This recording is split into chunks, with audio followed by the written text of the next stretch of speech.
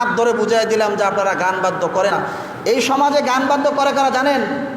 যারা একদম নিচু ফ্যামিলির মানুষ, যারা একদম নিচু ফ্যামিলির মানুষ যারা, তারা বিবাহতে গান বাদ্য করে। তারা কি বিবাহতে গান বাদ্য করে? উঁচু ফ্যামিলির মানুষ যারা, এখন বর্তমানে শিক্ষিত সমাজ যারা, তারা এখন আর বিবাহতে গান বাদ্য করে না।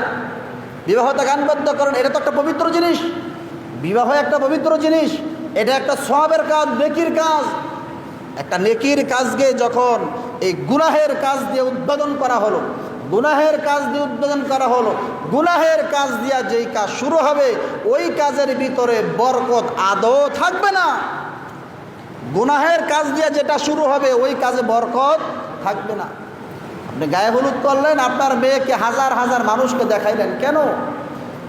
সে কি বাজারের মেয়ে? এতই তার সস্তা হয়ে গেল, দাম সস্তা হয়ে গেল। একজন মহিলার যে দাম, আল্লাহ পাক তাকে পর্দার আড়ালে রাখছেন, তাকে তার মূল্য কত বেশি। ছোলা কলা কেউ নিবে না। আপনি 10-20 টাকার হালির কলা যদি 5 টাকাও বলেন, কলা যদি ছিলা থাকে, একটু ছিলা থাকে, কেউ নিবে? কেউ নিবে না। একজন নারীর সৌন্দর্যই হলো তার পর্দার ভিতরে।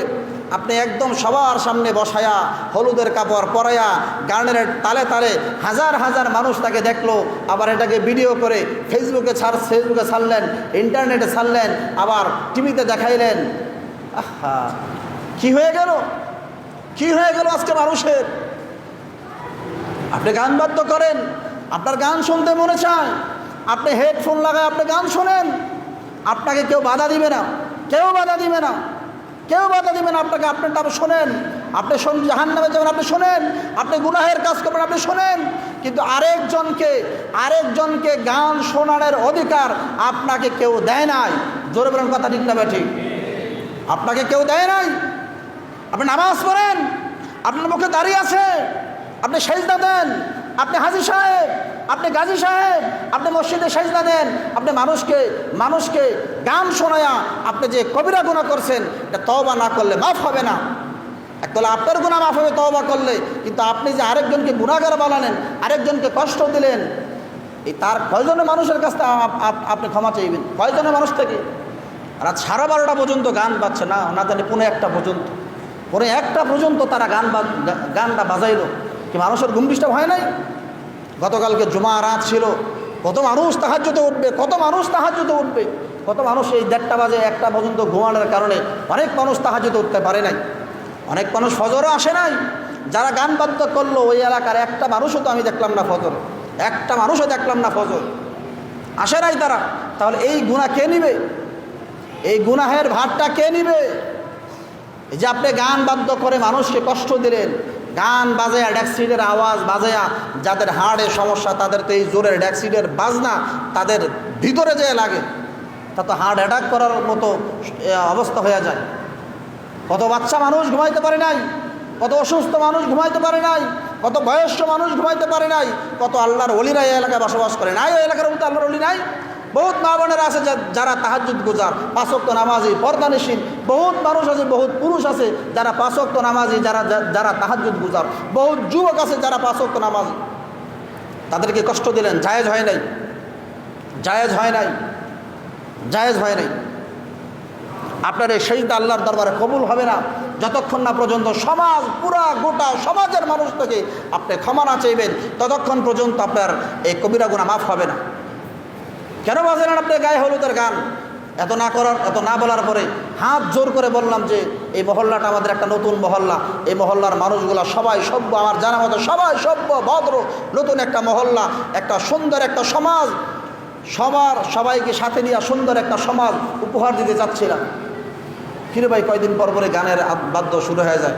এখন আমি একটা ঘোষণা দিলাম যে যেখানে গান বাদ্য হবে না সেখানে হুজুর বিবাহ পড়াবে না। প্রত্যেকে কই লামসাম মৌলবী ধরে নিয়ে আসে, এই মৌলবীরা জানে আর না জানে, মাসলা জানে আর না জানে, বাস বিয়ে একটা পড়াই দিল।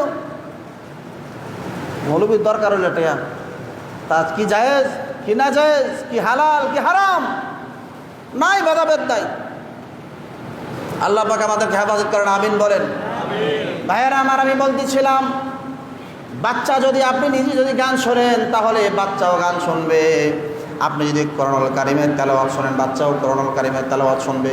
আপনি যদি ইসলামী গজল শোনেন, বাচ্চাও ইসলামী গজল শুনবে। আপনি যদি সেজদা দেন, বাচ্চাও সেজদা দিবে। আপনি যদি রুকু দেন, বাচ্চাও রুকু দেবে। হে দোস্ত, এজন্য 5 নম্বর দায়িত্ব হলো একজন বাবার প্রতি সন্তানের জন্য 5 নম্বর দায়িত্ব হলো তাকে আস্তে আস্তে ইসলামের দিকে ধাক্কাবে, আল্লাহ পাকের বরত্বের কথা শোনাবে, হাতে ধরে ধরে মসজিদে নিয়ে আসবে। সুবহানাল্লাহ বলেন। 5 নম্বর দায়িত্ব। 6 নম্বর দায়িত্ব, এই বাচ্চা যখন 7 বছর উপনীত হবে তখন তাকে নামাজের আদেশ করবে। 7 বছর উপনীত হলে নামাজের আদেশ করবে। 8 বছর 9 বছর হলে নামাজ না পড়লে তাকে ধমক দিবে। 10 বছর যে যখন হয়ে যাবে নামাজ না পড়লে তাকে মৃদু আকারে প্রহার করবে, মৃদু আকারে প্রহার করবে।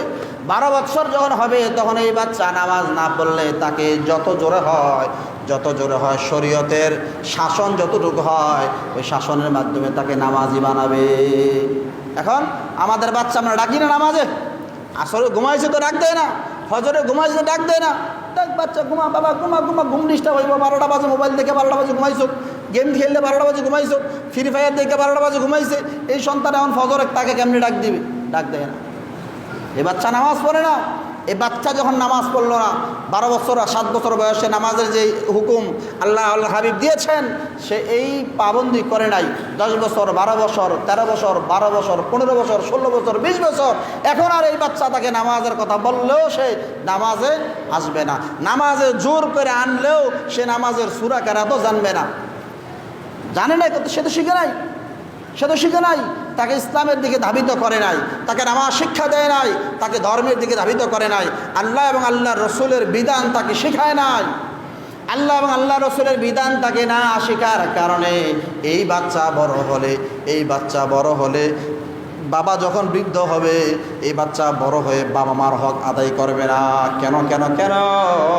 হে দোস্ত, এই বাচ্চা যখন ছোট ছিল বাবার প্রতি যেই দায়িত্ব ছিল বাবা ওই দায়িত্ব পালন করে নাই। বাবা যদি দায়িত্ব পালন না করে তাহলে এই সন্তান বড় হলে বাবার দায়িত্ব, বাবার যে হক আছে, মায়ের যে হক আছে, মা বাবার হক সে আদায় করবে না।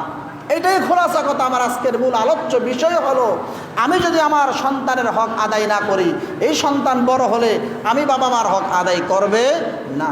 এজন্য সাধ্য অনুযায়ী আমি আমার সন্তানের হক আদায় করার চেষ্টা করব। সাধ্য অনুযায়ী আমার যতটুকু সামর্থ্য থাকে, যতটুকু সময় থাকে, আমি আমার সন্তানকে মানুষের মতো মানুষ করার, সবাই তো চায় যে আমার সন্তানটা মানুষের মতো মানুষ হোক, সবাই তো চায়, কিন্তু ওই মেহনত করে না, ওই যেই শাসন তাকে করার দরকার ছিল